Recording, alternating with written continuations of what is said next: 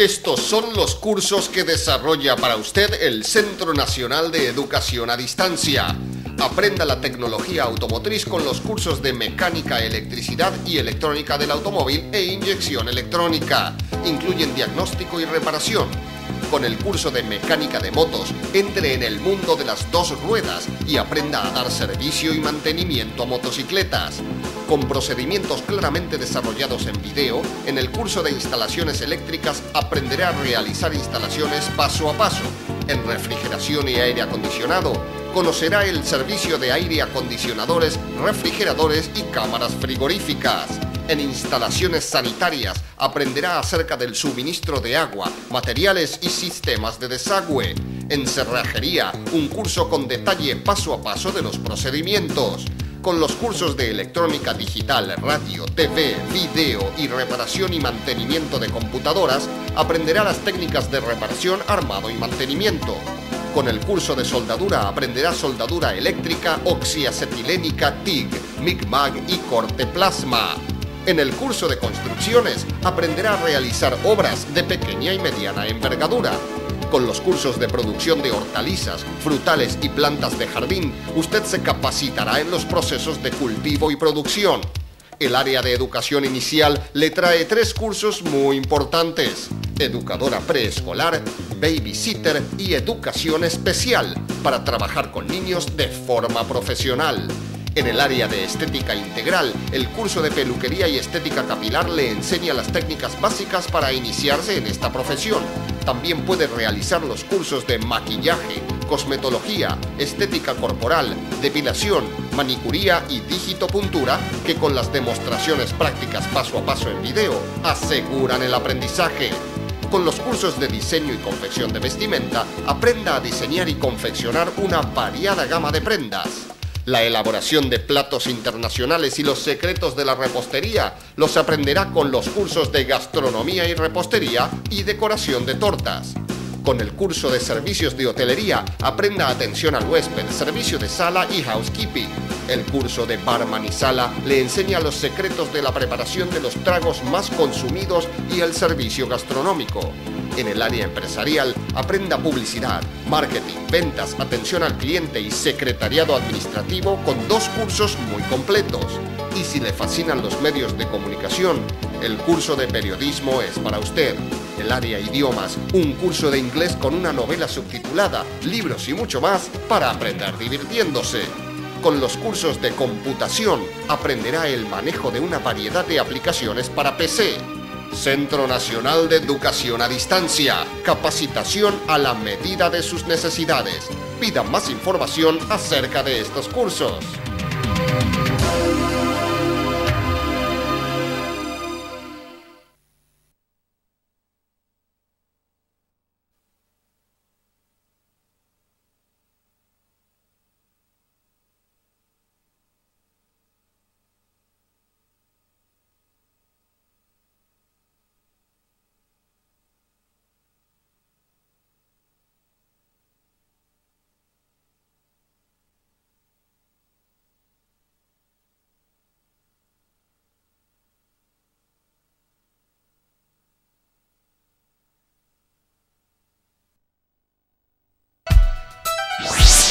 Escuelas Llave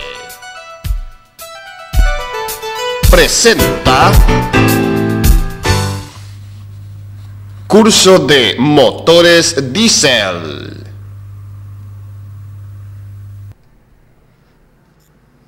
Turboalimentadores. A continuación vamos a hablar de turboalimentadores.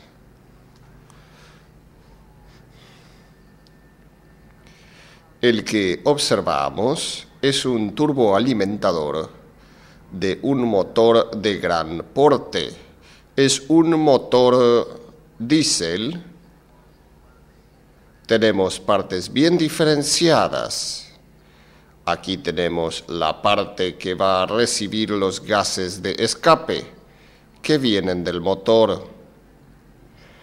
Estos gases se desplazan por la parte exterior y dan impulso a esta turbina que es la conductora, y luego de darle impulso a través de este orificio, por medio de una platina, va conectado con la línea de escape, donde los gases saldrán por fuera del motor.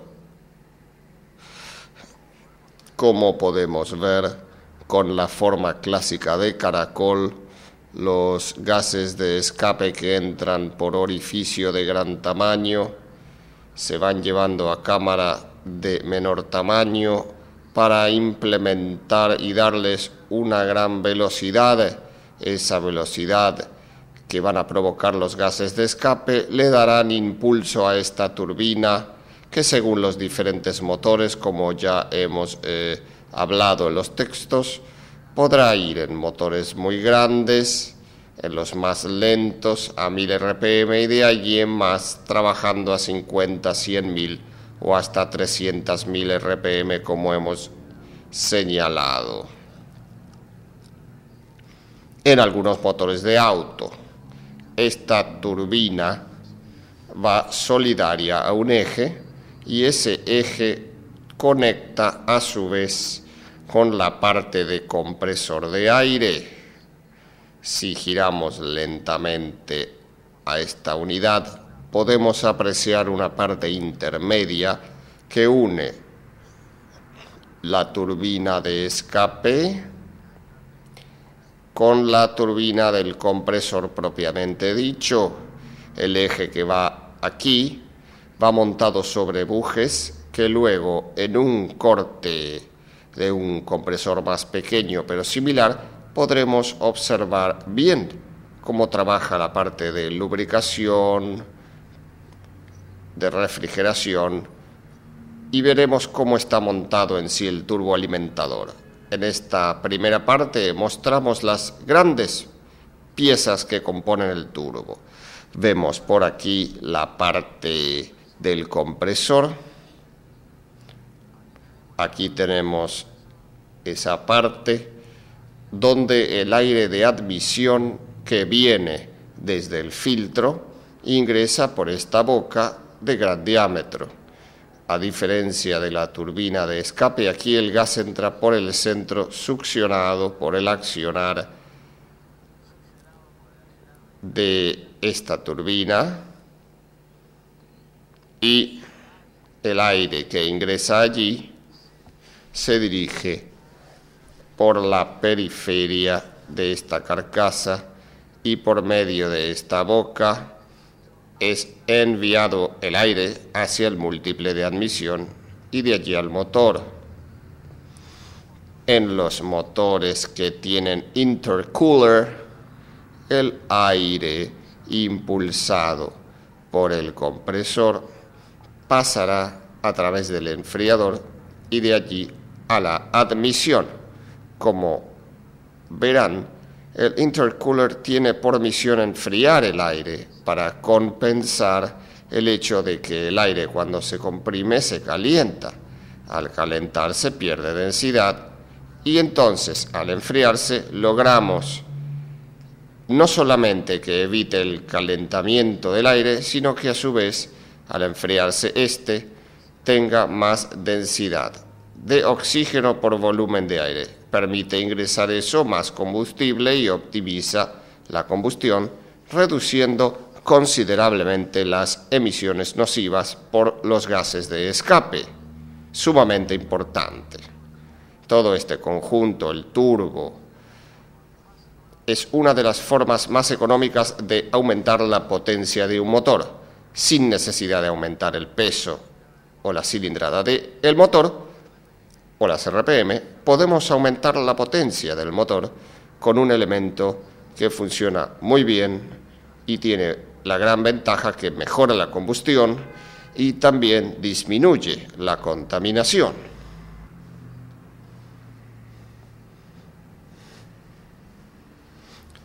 Aquí tenemos un turboalimentador en corte de demostración para modelo Scania y nos permite visualizar en forma muy clara los diferentes elementos que lo componen. En este caso tenemos sobre el lado izquierdo la parte correspondiente a la turbina conductora, o sea, la que recibe presión de los gases de escape. Observen la forma de la turbina. Lo que busca es optimizar la presión que ejercen los gases de escape, que como vemos aquí, desembocan en ciertas partes de los álabes de la turbina impulsados por estas cámaras. El gas entraría por esta cámara inferior, recorre la turbina yendo a un espacio menor. Como pueden apreciar, hay una diferencia de tamaño entre estas y estas cámaras para dar mayor velocidad a los gases de escape, y esa mayor velocidad permite que esto gire a muy altas RPM. Luego los gases de escape van a salir una vez que empujen esto hacia el exterior a través de este orificio, y de allí comunicarán con la atmósfera a través del caño de escape, silenciador, etc. Como pueden observar, esta turbina conductora, movida o impulsada por los gases de escape, está montada sobre un eje. Y este eje, si seguimos el recorrido del mismo, está solidario, está unido al compresor. Lo que se puede apreciar es la diferente inclinación de las aletas del compresor con respecto a la de las turbinas. En la de escape, los gases de escape le van a dar impulso o velocidad a la turbina. En esta es el compresor el que tiene que succionar el aire y lo envía, lo centrifugará y lo presionará hacia el múltiple de admisión por aquí. Algo que podemos ver con claridad es la precisión que hay entre la forma del álabe del compresor y la carcasa del mismo. Como podrán observar, pasa extremadamente ajustado, con la finalidad que no haya ningún escape de gas o de aire. La inclinación de estos álabes de la turbina varían considerablemente según los modelos de compresor, ya sea de un motor de lentas revoluciones o de mayores revoluciones. Si interesa que funcione de abajo más de arriba, hay una estrecha relación entre la turbina del compresor y la forma de los álabes de la turbina de escape también, y la forma en que inciden los gases de escape. Vean lo cerca que pasa el álabe y vean qué pasaría si el eje toma juego o si algún objeto extraño se quisiera interponer aquí. El resultado sería catastrófico. Estos ejes van montados sobre unos casquillos totalmente flotantes. Gira el eje en el casquillo y el casquillo a su vez tiene posibilidad de girar en el cuerpo que lo contiene para disminuir al máximo las posibilidades de rozamiento y para también que el mismo casquillo pueda transmitir la temperatura al aceite encargado de lubricar y refrigerar. Ahora, en la parte central podemos ver en este acercamiento el punto por donde ingresa el aceite lubricante del motor, que en muchos vehículos proviene a través del pasaje previo por el radiador de aceite, para que el aceite que llegue acá venga, aparte de estar en buenas condiciones, venga enfriado. Ese aceite se dirige por este canal a lubricar este casquillo flotante dentro del cual se mueve el eje que estamos girando ahora, y por este otro conducto que tenemos por aquí se alimenta a través de este canal este otro casquillo. Estos dos casquillos son flotantes en la caja que los contiene, son bujes totalmente flotantes. Aquí, por supuesto, lo que vemos es el movimiento del eje en el buje, pero si lo giramos a velocidad, ustedes pueden apreciar que esto también se desplaza, se mueve, y aquí estamos prácticamente sin lubricación.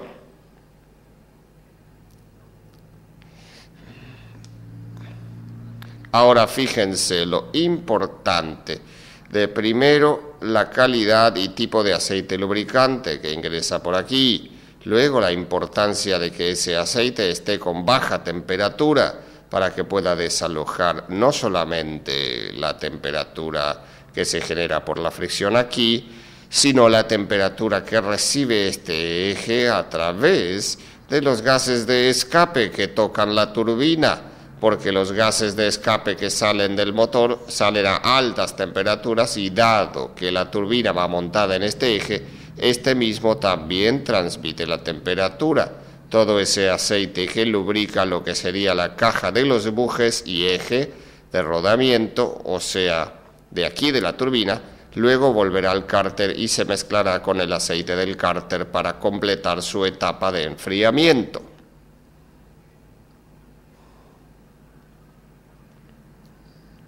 Aquí, en parte del cuerpo central, tenemos otro corte que nos permite ver algo que la muestra anterior no nos permitía. Aquí tenemos el ingreso de aceite a presión hacia la cámara donde están los bujes. También vemos la descarga que va a tener ese aceite luego de lubricar, y por este orificio y un caño que lo conecta retorna al cárter. El aceite entra a presión por aquí, lubrica los bujes, el eje, desaloja la temperatura en exceso y ese aceite luego vuelve por esta cámara inferior hacia el cárter del motor. Esta salida es tan importante como la entrada, como veremos luego cuando veamos las fallas. Los sellos evitan que el aceite de aquí escape hacia la zona de escape propiamente dicha o que se vierta a la admisión, y son fundamentales para evitar que el motor, ya sea a través de la propia admisión o a través del escape, consuma su propio aceite. Aquí tenemos otro turboalimentador, en este caso un Mercedes-Benz, donde se ha efectuado para fines didácticos un corte a 90 grados en las carcasas. Aquí podemos apreciar la turbina que recibe movimiento de los gases de escape. Aquí el eje con los diferentes sellos, los casquillos, la turbina del compresor, el anillo que arma parte del conjunto, el cuerpo central, y aprovecharemos este corte también efectuado para poder explicar lo siguiente. La mayoría de las fallas en los turboalimentadores son causadas por alguna de tres razones básicas: falta de lubricante, o sea que no ingrese el suficiente aceite lubricante para lubricar y enfriar bujes y eje. También puede ser que se dificulte la salida de este aceite. Ingestión de objetos extraños, tanto por la admisión o por el conducto de escape.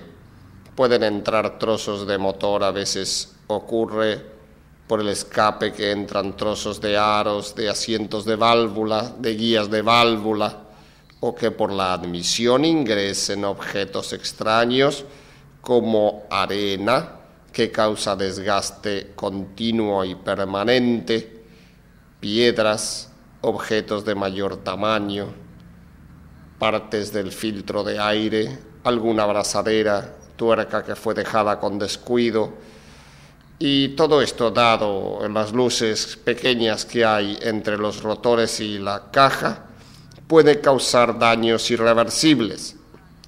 Otro daño que causa desgaste a largo plazo es que la calidad del aceite no sea la adecuada, ya sea por un problema de contaminación, por extender demasiado los periodos de cambio, porque el filtro no funciona bien, porque el filtro no sea de buena calidad y que no haya sido cambiado en el tiempo necesario, y esto genera que pasen impurezas que dañen los bujes, el eje o que dificulte el trabajo de enfriamiento y lubricación.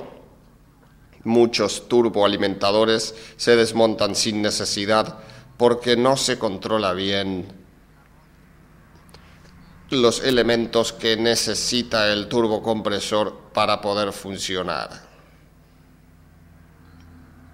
Los síntomas comunes que podrían indicar un posible problema con el turboalimentador pueden ser: primero, el motor pierde potencia; segundo, el motor humea negro; tercero, el motor humea azul con consumo excesivo de aceite; y cuarto, operación ruidosa del turboalimentador. Ahora, si analizamos en detalle cada uno de estas posibles pérdidas de potencia o fallas, veremos que tanto la pérdida de potencia como el humo negro pueden ser el resultado de una provisión insuficiente de aire al motor, lo que podría ser causado por restricciones en la admisión de aire o pérdidas de presión de aire en los sistemas de escape o de admisión. El primer punto sería detectar el problema para saber si está o no en el turboalimentador. Uno de ellos es poner el motor en funcionamiento y escuchar el sonido producido por el sistema de turbo. A medida que uno se familiariza con este sonido, podrá identificar una pérdida de presión de aire entre la salida del compresor y el motor, o una pérdida de gases de escape entre el motor y el turbo, por notarse un sonido más agudo. Si el sonido del turbo es cíclico o cambia de intensidad, las causas probables pueden ser el filtro tapado o algún material suelto en el caño que va al compresor, o la acumulación de suciedad entre rotor y carcasa del compresor. Hay que revisar el filtro de aire a ver si está tapado o sucio. La mayoría de los motores modernos tienen un sensor de presión que le avisa al conductor si el filtro de aire está obstruido o no. Deberá observarse, por lo tanto, ese sensor. Luego puede desmontarse los caños que conectan el filtro de aire con el turbo para ver si dentro del mangón no hay suciedad depositada o algún objeto extraño. También se puede revisar a través del orificio del turbo si tenemos suciedad dentro de él o dentro de los álabes de la turbina del compresor. Es muy importante cuando se hace en marcha esta prueba. En realidad hay que tratar de no hacerlo en marcha porque la succión del turbo es muy poderosa, y si el mecánico tiene alguna estopa o objeto en la mano, puede ser succionado por el turbo, causando graves daños en el mismo. Si el motor humea en lugar de negro, azul, puede ser que pase aceite a través del sello delantero del turbo que comunica con el compresor, y ese aceite ingrese en el motor por la admisión, cosa que veremos al desconectar el caño que va hacia el intercooler o hacia la admisión. Veremos rastros de aceite allí, o que pierda aceite hacia la línea de escape directamente y el humo se provoque en el mismo caño o la línea de escape al encontrarse el aceite del motor con los gases incandescentes provenientes de la combustión del motor. A veces ocurre que el mismo aceite que queda retenido aquí puede llegar hasta el filtro de aire cuando está más bajo que el turbo y aparecer dentro de la propia carcasa interna del filtro de aire. Esas anormalidades indican de que efectivamente el turbo tiene que ver con el consumo de aceite. No se olviden que un motor puede consumir aceite por muchos lados sin que el turbo tenga ninguna relación con ellos, como por ejemplo guías de válvulas, aros, cilindros, pistones o por algún otro motivo.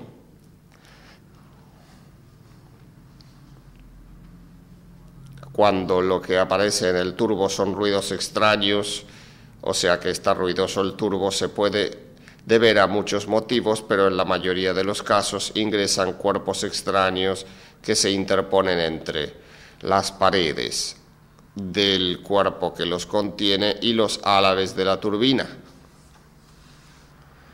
Acá en este caso podemos ver como un trozo de guía de válvula que salió junto con los gases de escape arruinó la turbina impulsora, la que recibe presión de los gases de escape.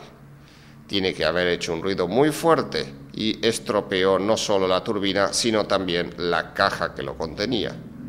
Para que sirva de referencia, hemos colocado aquí al lado una turbina similar a esta en buen estado, para que se pueda ver la diferencia entre la rota y la nueva que se va a instalar o que se debería instalar en este compresor para que funcione adecuadamente.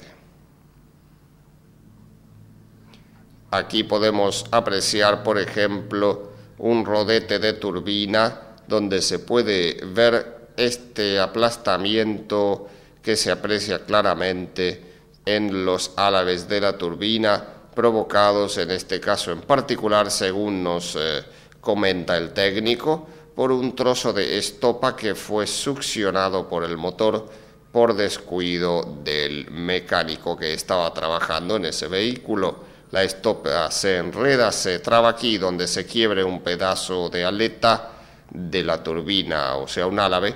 Ese mismo trozo de metal sirve para moler el resto. Recuerden en la toma anterior lo cerca que pasa el álabe de la turbina de la carcasa que la contiene. No da lugar a ningún tipo de interferencia o imperfección. Ahora vamos a ver aquí, para que ustedes tengan una relación, un punto de comparación, cómo son los álabes de la turbina cuando la turbina es nueva, sin ningún tipo de rotura. Vean que la diferencia es grande entre una y otra.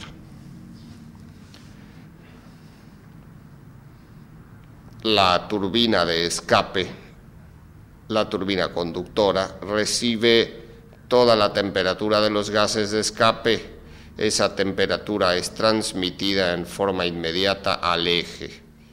Por ello, es muy importante el papel que juega el aceite lubricante, no solamente como elemento que va a lubricar el eje y los bujes que vimos en los cortes, sino también tiene que enfriar y cumple una función importantísima como enfriador. Esto implica que el conductor debe tener muchos cuidados con el manejo de la unidad. Si pone en marcha el motor y antes de que el aceite llegue aquí a lubricar con presión, con buena presión y con buen caudal, ya sale a caminar con el motor exigiéndolo, estos bujes y el eje van a trabajar en seco, o sea, sin la debida lubricación.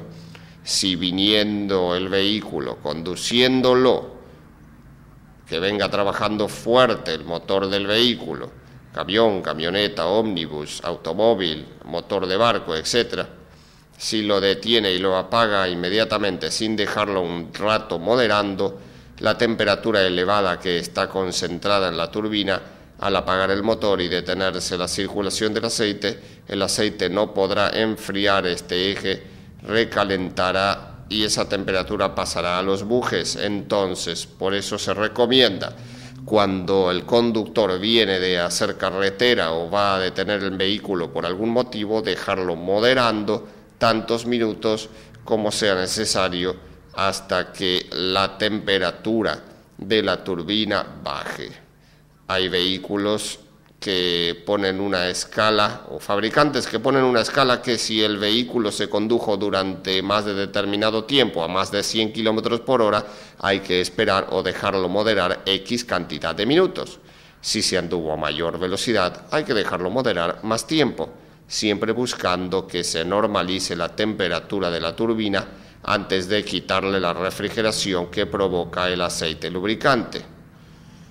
En automóviles habíamos visto también en algunos vehículos que aparte del aceite lubricante tiene un sistema de enfriamiento por agua que enfría la carcasa que se encuentra alrededor de esto, y también si apagamos el motor no solamente no tendrá aceite lubricante, sino que tampoco tendrá agua impulsada por la bomba para refrigerar esto aquí.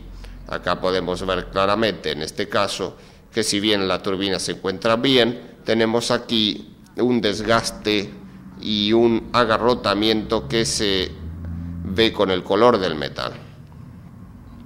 Este color que ha adoptado aquí el eje, color medio violáceo, y todo este color oscuro son lacas y barnices del aceite que se han cocinado, se han cocido, depositados sobre el eje por exceso de temperatura.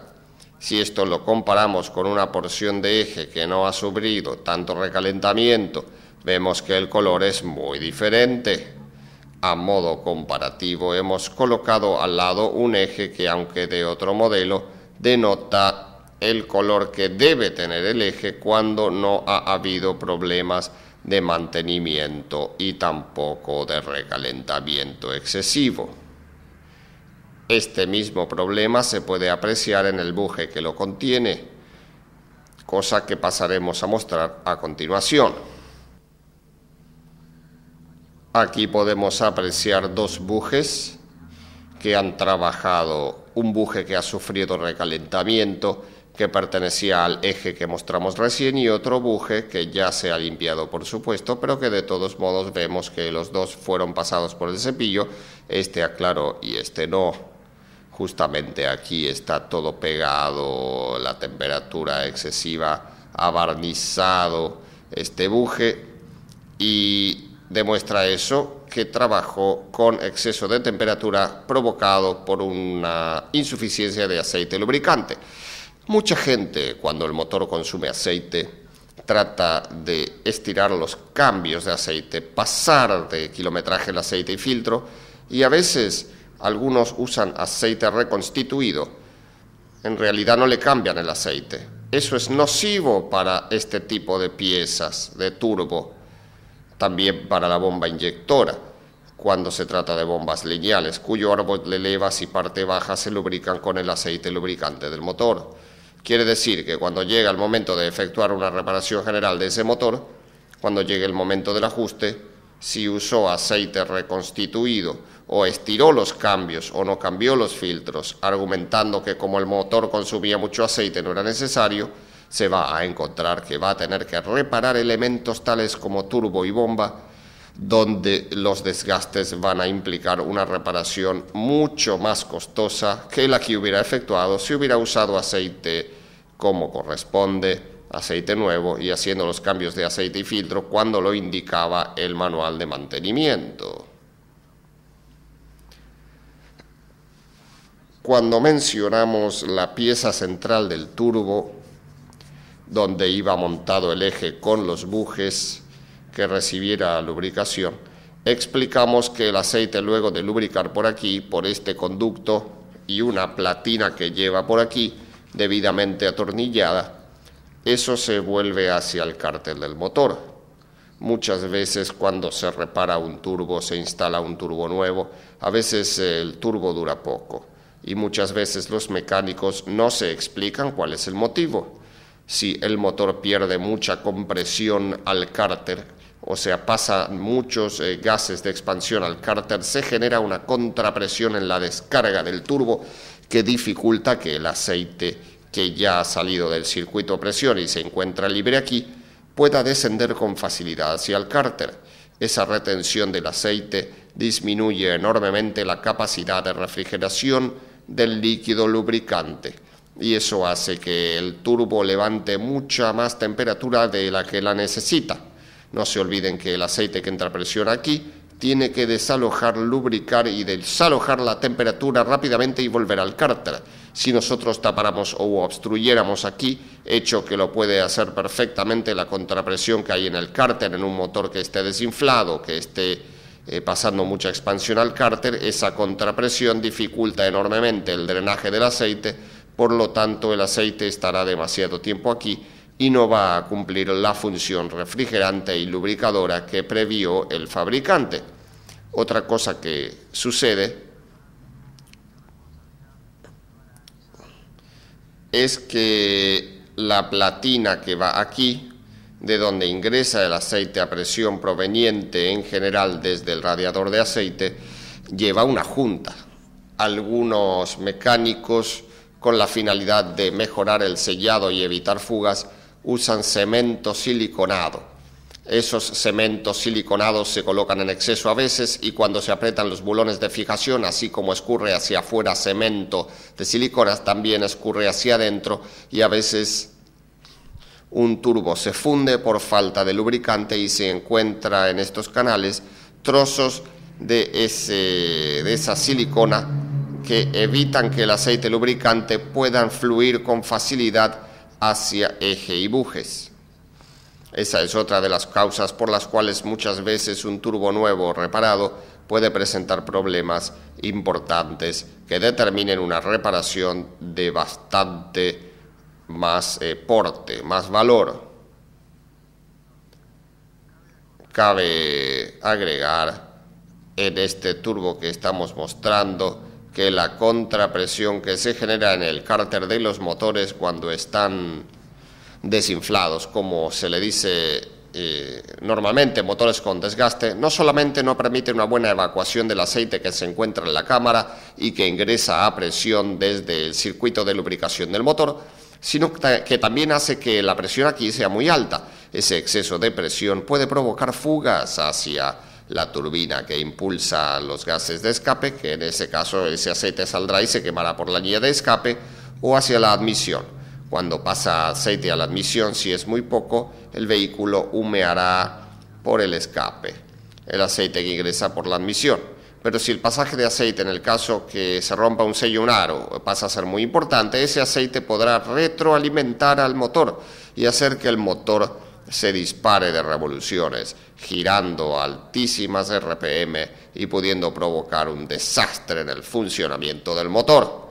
Por eso es sumamente importante que no haya demasiada presión en el cárter para evitar que esa contrapresión que se genera aquí permita que el aceite fugue hacia la admisión o hacia el escape, y hacia la admisión es mucho más peligroso.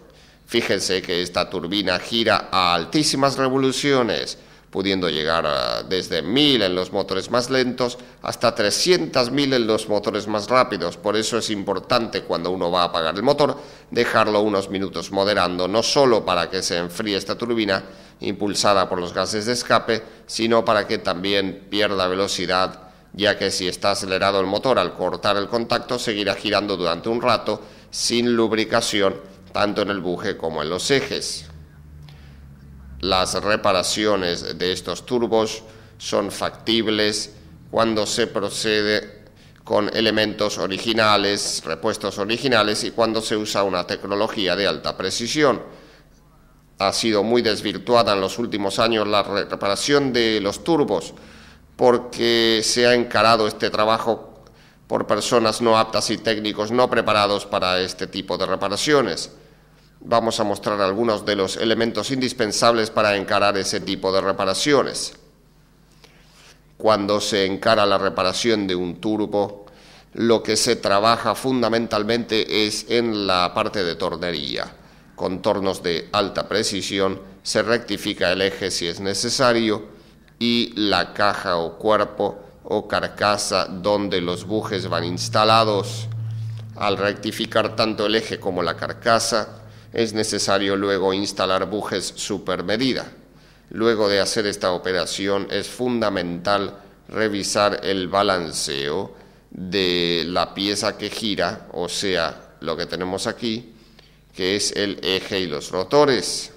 De fábrica ya presentan unas muescas del balanceo original, pero cada vez que se hace un trabajo en el eje debe ser balanceado nuevamente, o por lo menos controlado su balanceo. Esta máquina que vemos aquí, luego que está el trabajo terminado, el trabajo de tornería, lo que se procede a hacer es tratar de controlar el balanceo del eje y los rotores. Para ello tiene un motor eléctrico que por medio de una correa le da impulsión al eje. Aquí tenemos una lámpara estroboscópica con la cual se puede controlar el balanceo y en el tablero que tenemos a la derecha, allí tenemos un indicador del desequilibrio relativo de la máquina indicado allí con 2 escalas. Por medio de este control se controlan las RPM de giro de la turbina para saber, junto con lámpara estroboscópica, a qué velocidad está girando, y con estas perillas de balanceo controlamos el plano izquierdo y el derecho. Luego aquí esto va a permitir, si tenemos que agregar de algún lado o quitar material, para llevar un balanceo exacto, tal cual se hace con las cubiertas de un auto cuando se le agregan plomos de un lado para dejarlo equilibrado. En este caso, como no se puede agregar material, se le agrega una sustancia adhesiva que le da peso de un lado y luego se le quita material en el extremo opuesto. Vamos a proceder a ver rápidamente el funcionamiento de la máquina en actividad. Aquí podemos apreciar, por ejemplo, en el caso de esta turbina, las marcas, los rebajes que se han hecho para el balanceo de la misma. Se retira material de allí para equilibrar la energía, la fuerza centrífuga de la turbina, lo que nos permite equilibrar. Se trabaja por rotores en forma independiente. Ahora vamos a poner en marcha la máquina. Esto alimenta el motor eléctrico y el giro del motor eléctrico por medio de esta banda de caucho acciona el eje del turbocompresor, que está montado en unos rodillos perfectamente alineados que trabajan con rulemanes. Ahora vamos a proceder a la etapa siguiente en encender la luz que acciona la lámpara estroboscópica. Si bien ahora da la apariencia de que estuviera girando a poca velocidad la turbina, se debe al efecto estroboscópico de la lámpara. Cuando nosotros apagamos la lámpara estroboscópica, ahí podemos ver que está girando a una gran velocidad la turbina. Encendemos nuevamente la lámpara y con la perilla selectora de RPM tratamos de averiguar las RPM a las que está girando el eje. Eso se va a dar cuando nosotros vemos la apariencia que la turbina queda detenida, que queda quieta. En el momento en que queda aparentemente quieta, observamos las RPM indicadas y eso nos da una sensación exacta de la velocidad a la que está girando el eje. Se llama efecto estroboscópico. Y si ahora apagamos la luz estroboscópica, vemos que la turbina se mantiene la misma RPM que antes. Mediante este ingenioso procedimiento es que se logra establecer para un determinado número de RPM de turbina el balanceo, para lo cual trabajamos con la parte derecha del tablero hasta dejarlo perfectamente equilibrado en forma dinámica.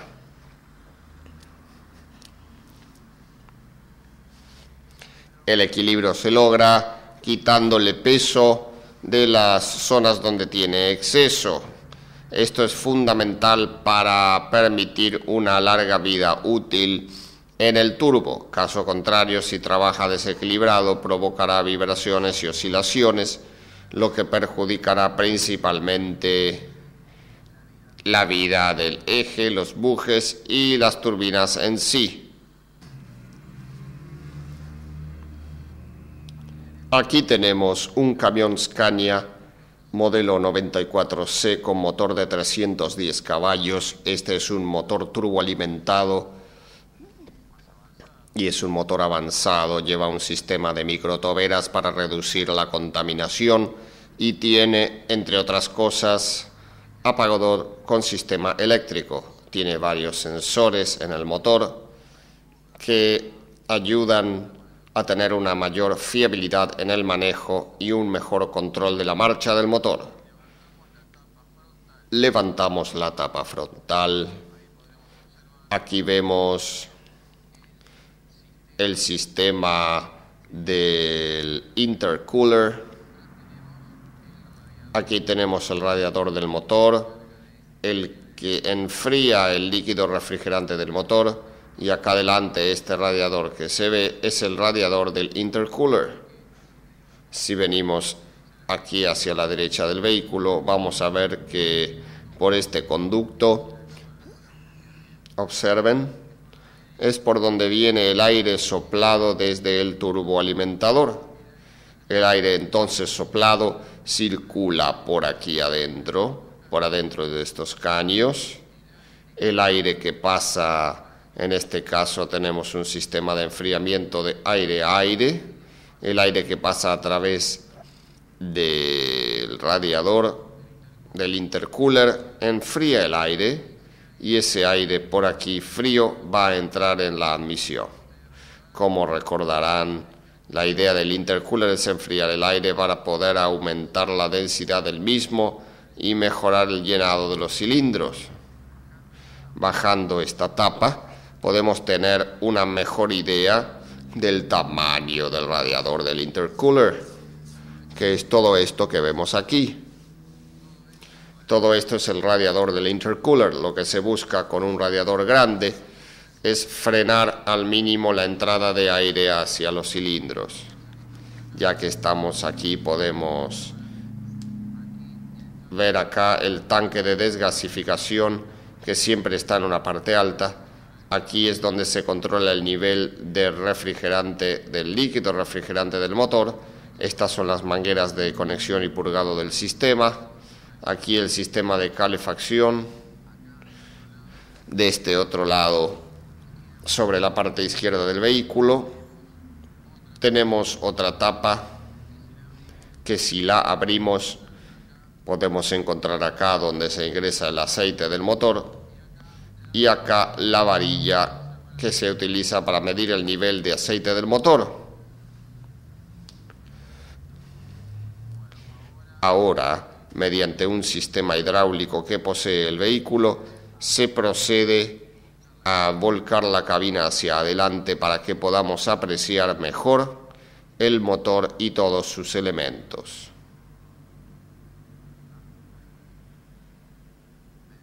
Mediante un gato hidráulico que se acciona con una palanca de mano, vemos cómo la cabina se va levantando poco a poco, ya está liberada de las trabas y va descubriendo el motor.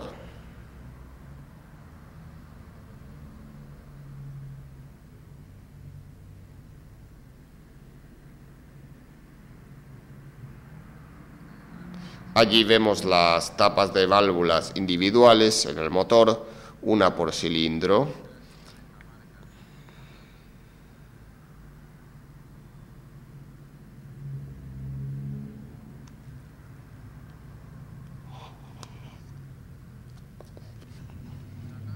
Aquí en esta vista, desde el motor bajo la cabina, podemos apreciar algunas particularidades. Habíamos señalado que tenía tapas de válvulas independientes, pero también vemos las tapas de cilindros, las culatas, que son individuales también. Habíamos comentado en uno de los textos que la junta de tapa de cilindros es un punto muy crítico en los diésel. Aquí los van resolviendo los fabricantes, haciendo tapas individuales, una para cada cilindro, y por lo tanto la junta va a estar comprometida de esta manera. Algo de hacer notar es lo fino que son los caños de conducción de los gases de escape, lo fino que son comparados con los motores de aspiración normal. Aquí tenemos el turbo, la parte que corresponde al escape. Aquí la salida de los gases de escape comunican con el caño de escape. Aquí tenemos la parte de aire. Este conducto es el que lleva el aire soplado hacia el radiador, enfriador, interenfriador o intercooler. Si seguimos para aquí, vamos a ver la entrada de aire proveniente desde el filtro de aire del motor. el filtro del aire o de aire del motor, que está por aquí abajo. Tiene aquí el caño que conduce el aire hacia el turbo.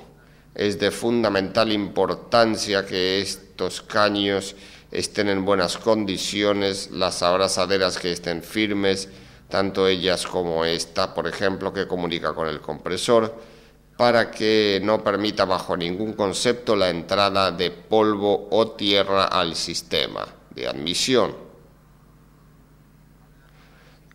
Hablando del sistema de lubricación del turbo, aquí vemos el caño por donde ingresa el aceite a presión para lubricar y refrigerar los rodamientos que van en el eje del turbo.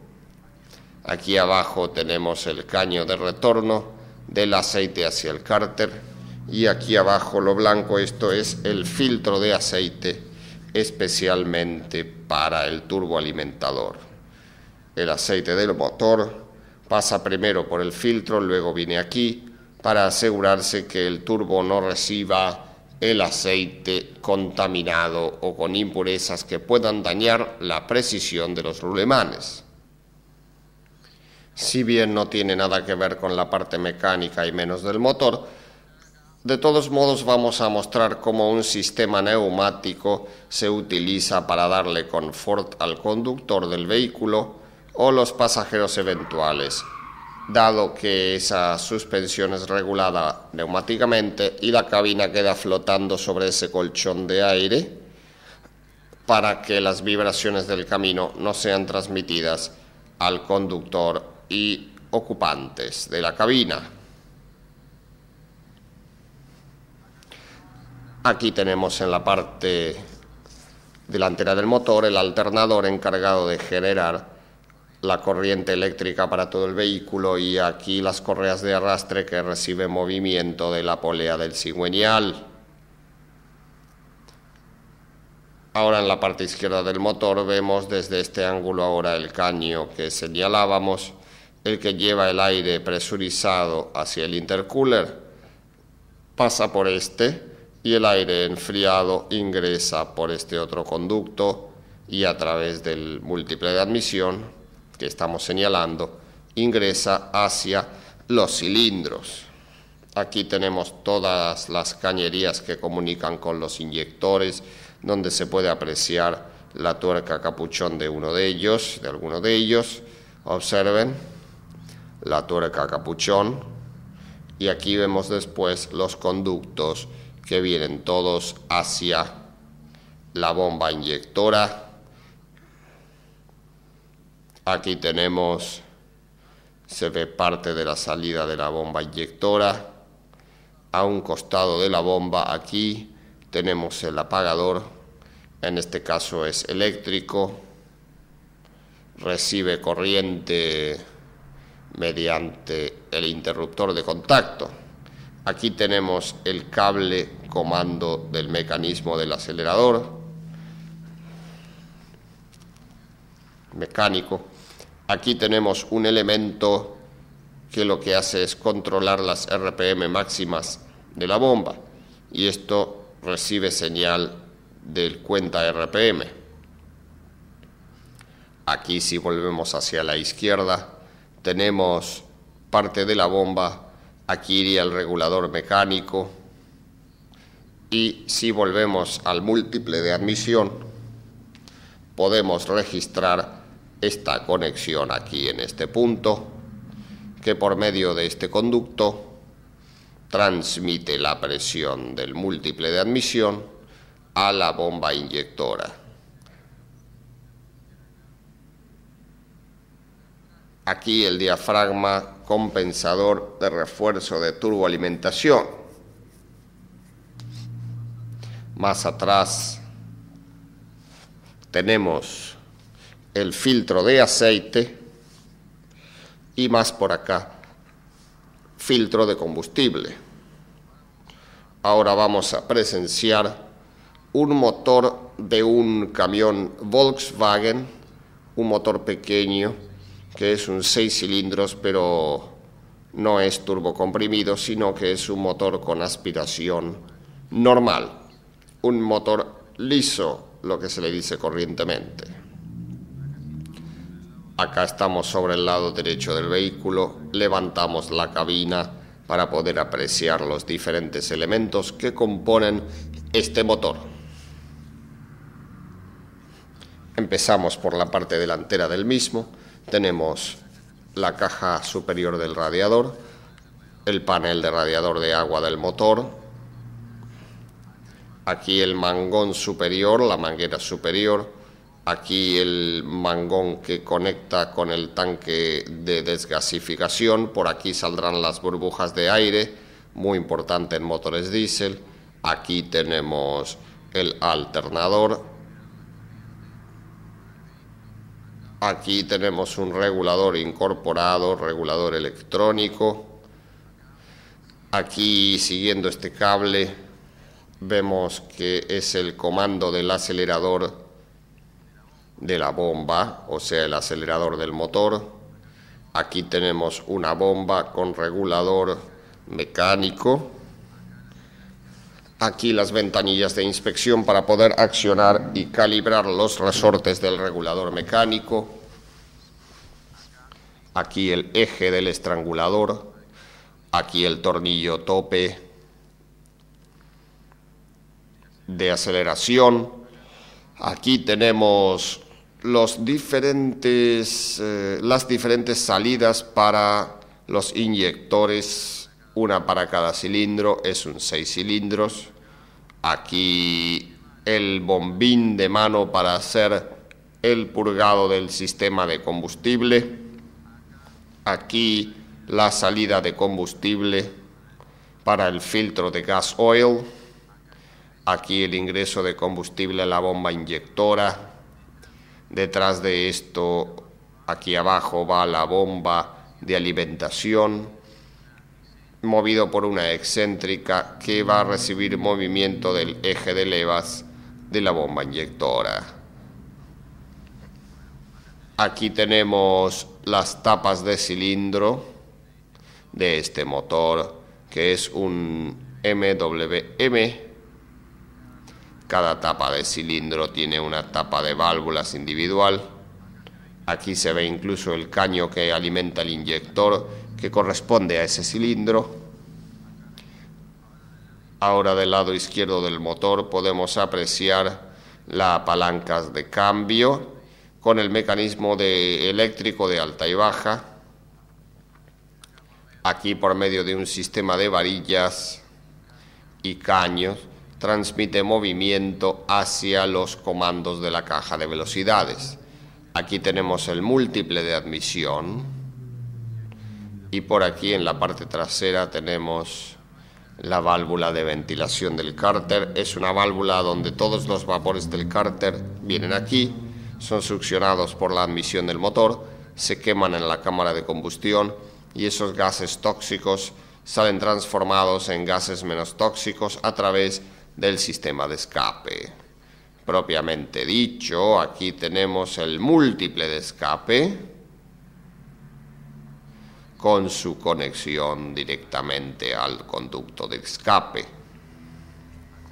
Aquí adelante, si observamos, tenemos la parte del radiador, aquí la parte de las paletas de plástico del ventilador, y esto que vemos aquí indica a las claras que se trata de un ventilador con embrague que se va acoplando a medida que va ganando temperatura el radiador del motor.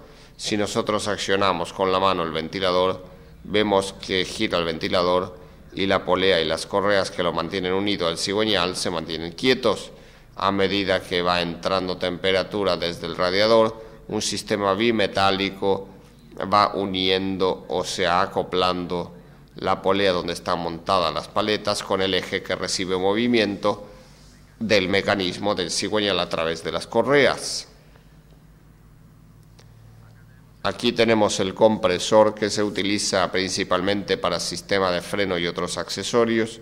Aquí tenemos la válvula limitadora de presión. Cuando la presión llega a un valor predeterminado, se abre una válvula para que esto no genere más presión. Aquí abajo, si seguimos este forro, ahí tenemos unos cables, tenemos el bulbo de presión de aceite que registra presión de aceite del motor. Aquí a continuación, aprovechando el mismo eje, tenemos la bomba de la dirección, que si seguimos este conducto por aquí, vamos a parar al depósito de la dirección hidráulica. A continuación, veremos en este motor diésel la instalación y el funcionamiento de un sistema de alerta y control. Aquí tenemos el motor de demostración, como dijimos, diésel con bomba lineal. Aquí está la línea de escape. Aquí tenemos un pequeño tablero donde se va a hacer funcionar por medio de un calentador para darle calentamiento a este motor. Estas palancas que vemos acá permiten sacar el aceite del cárter y el agua del motor para ver si el sistema de alerta funciona debidamente.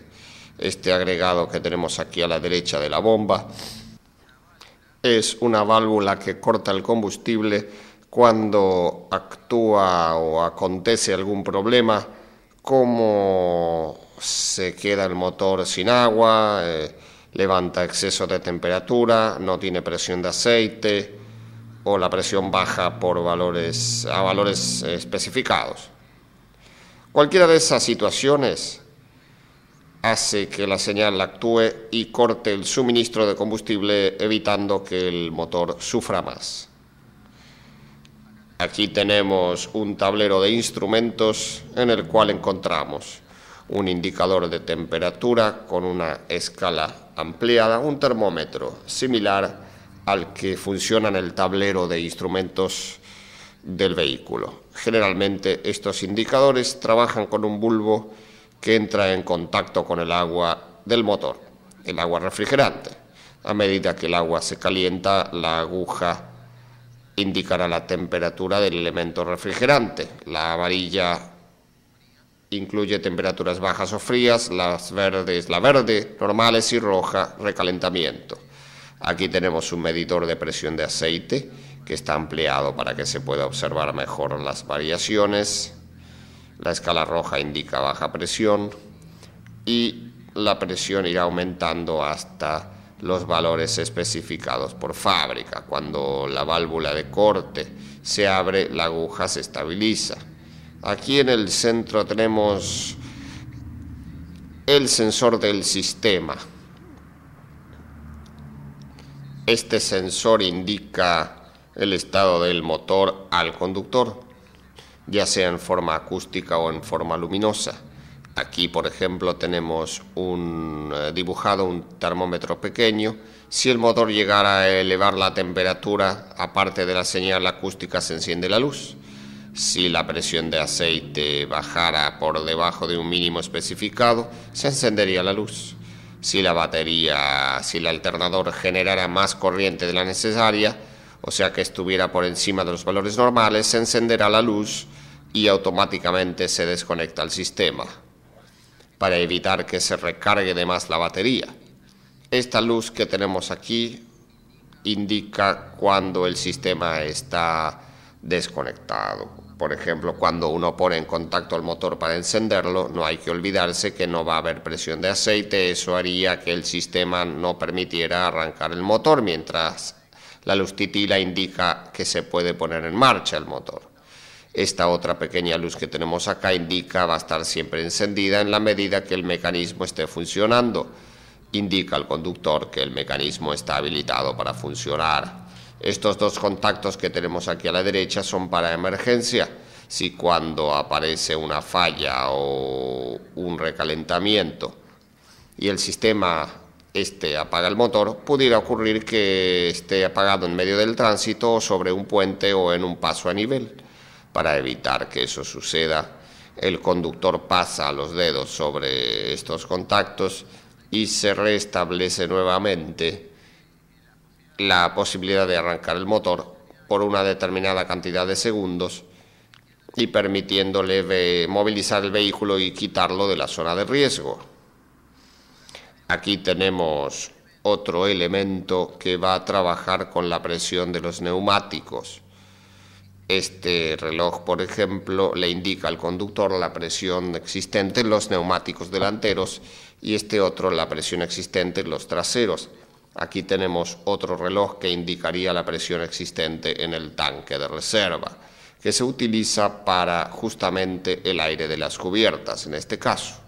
Luego de calibrados este sistema de acuerdo a la presión que se necesita en ese vehículo, en algún caso que llegue a bajar la presión por debajo de determinado valor o una pinchadura, por ejemplo, automáticamente lo acusa el reloj, acusa la disminución de presión, pero automáticamente este sistema pone en mecanismo una recarga de aire, ya que van conectadas permanente al depósito y al sistema, y mantiene la presión estable hasta que se solucione el inconveniente.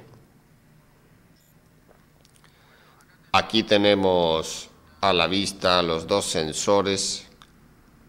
Aquí tenemos el sensor que registra la temperatura de la tapa de cilindros. A diferencia de los sensores de los automóviles normales, que tienen inconveniente los que manejan los relojes del tablero, que si llega a cortarse una manguera o al irse de golpe el agua y el bulbo quedar en contacto con el vapor de agua, ya el indicador bajaría su lectura en la escala indicando baja temperatura, cuando realmente el motor está recalentado.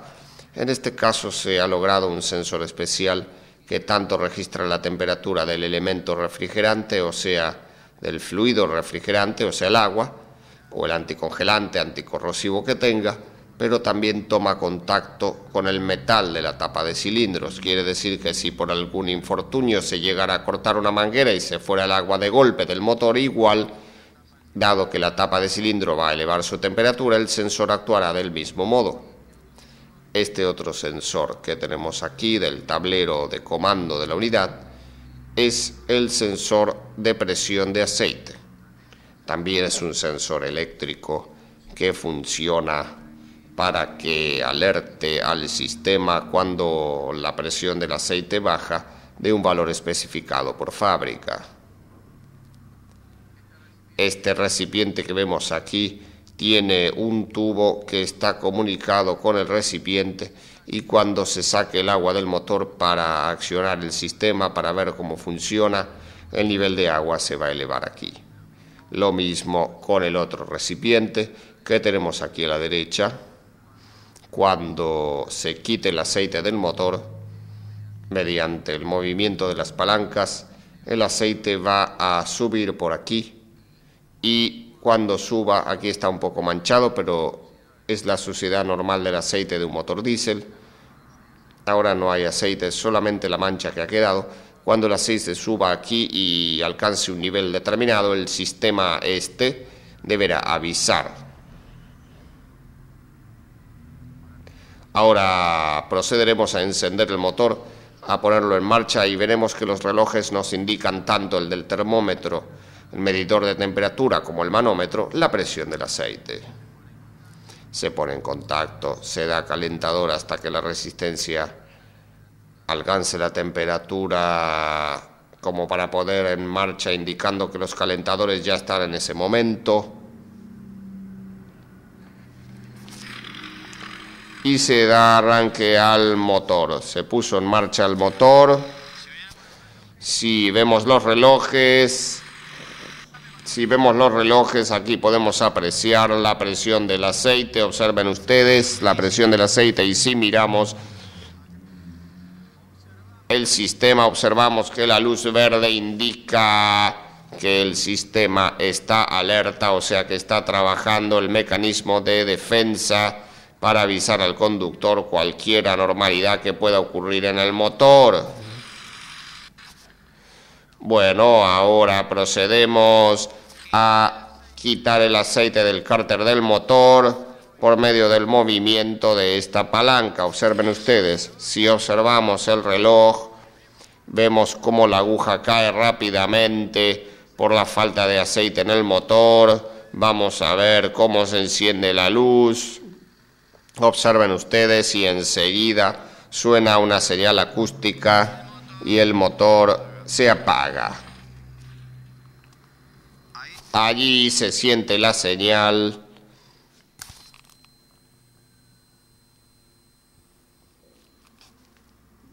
Esta señal que no se podía oír por el ruido del motor, en el caso del vehículo se sentiría porque la cabina está aislada del motor. Podemos apreciar que la luz roja queda encendida indicando cuál fue el elemento que falló.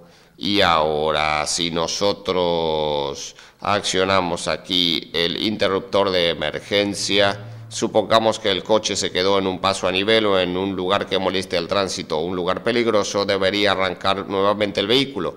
O sea, pasamos el dedo por aquí, vemos que se enciende esto y enseguida damos marcha. Arranca, aunque no tenga presión de aceite, por unos segundos y luego va a volver a apagarse nuevamente el motor. Pero eso nos permitirá movilizar la unidad y quitarla del lugar donde estaba en riesgo molestando al tránsito.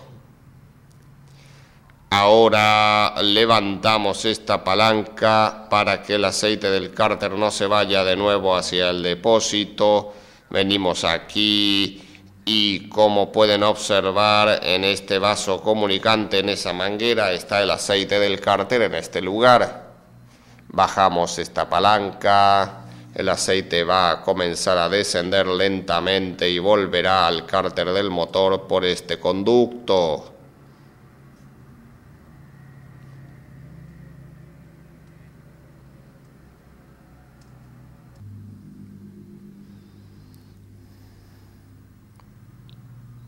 Ahora, al sacar el contacto, el mecanismo de alerta se desconecta. Ahora ponemos en contacto nuevamente. Allí la luz parpadea habilitándonos a poner en marcha nuevamente el motor. El motor arranca, se restablece la presión del aceite.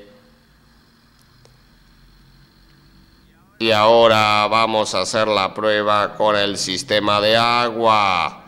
En una palabra, vamos a accionar una palanca que va a quitar el agua del sistema de refrigeración. Hay que tomar en cuenta que el motor también está frío en este momento. Vamos a accionar la palanca esta de aquí. Al bajarla, el agua va a empezar a subir por aquí. Lentamente, observen ustedes, va a empezar a subir. Aquí vemos cómo la columna de agua sube lentamente. Se observa cómo sube lentamente el agua.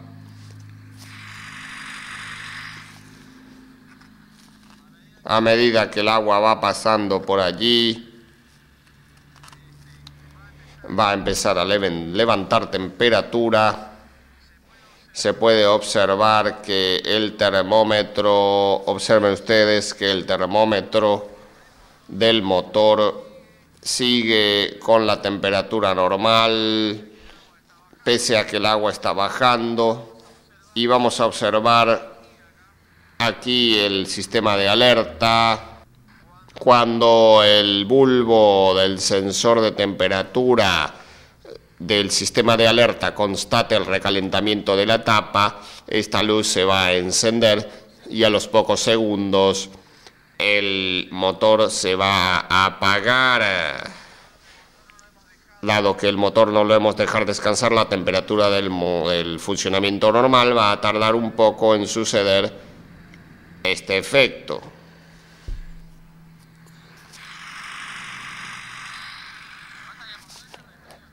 El motor todavía está frío.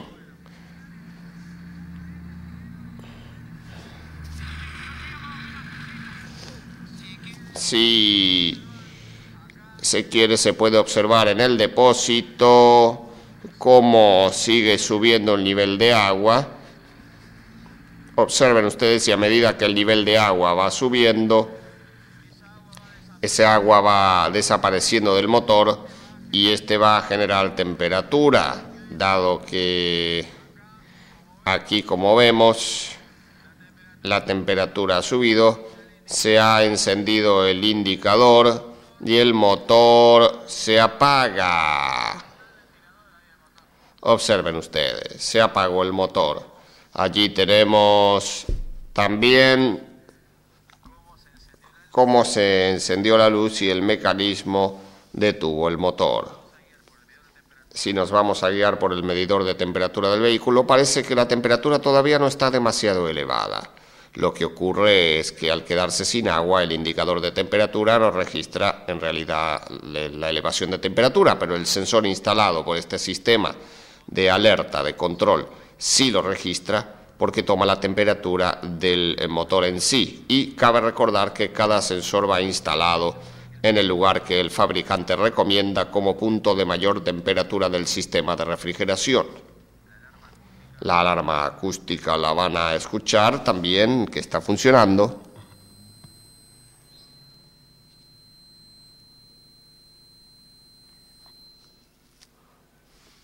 Y del mismo modo que se hizo en esta instancia, si quisiéramos arrancar el motor nuevamente para movilizarlo un poco al vehículo, pasando el dedo por allí, se podría arrancar, observen ustedes, el motor para mover el vehículo un poco del lugar que esté, y luego de unos pocos segundos se volverá a apagar el motor nuevamente.